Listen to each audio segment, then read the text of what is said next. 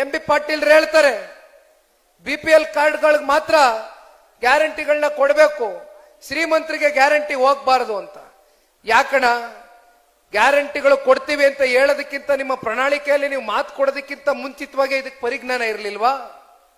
ಅವಾಗ 7 ಕೋಟಿ ಕನ್ನಡಿಗರಿಗೂ ಕೊಡ್ತೀವಿ, ಎಲ್ರಿಗೂ 2,000 ರೂಪಾಯಿ ಕೊಡ್ತೀವಿ, ಎಲ್ರಿಗೂ ಯುವನಿಧಿ ಕೊಡ್ತೀವಿ, ಎಲ್ರಿಗೂ ಫ್ರೀ ಕರೆಂಟ್ ಕೊಡ್ತೀವಿ, ಫ್ರೀ ಬಸ್ ಕೊಡ್ತೀವಿ, ಎಲ್ಲ ತರ ಕತೆ ಕಟ್ಕೊಂಬಂದ್ರಿ.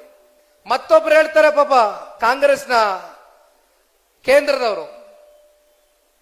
ಕೇಂದ್ರದ ನಾಯಕರು ಒಂದು ಮಾತಾಡ್ತಾರೆ ಒಂದು 4-5 ದಿನಗಳ ಹಿಂದೆ, ಈ ಗ್ಯಾರಂಟಿಗಳು ಕೊಡೋದ್ರಿಂದ ರಾಜ್ಯ ಸರ್ಕಾರದ ಮೇಲೆ ಸಾಕಷ್ಟು ಒತ್ತಡ ಆಗಿದೆ, ಗ್ಯಾರಂಟಿಗಳು ಮಾಡಬಾರ್ದಾಗಿತ್ತು, ಕೊಡಬಾರ್ದಾಗಿತ್ತು, ಘೋಷಣೆ ಮಾಡಬಾರ್ದಾಗಿತ್ತು ಅಂತ ಹೇಳ್ತಾರೆ.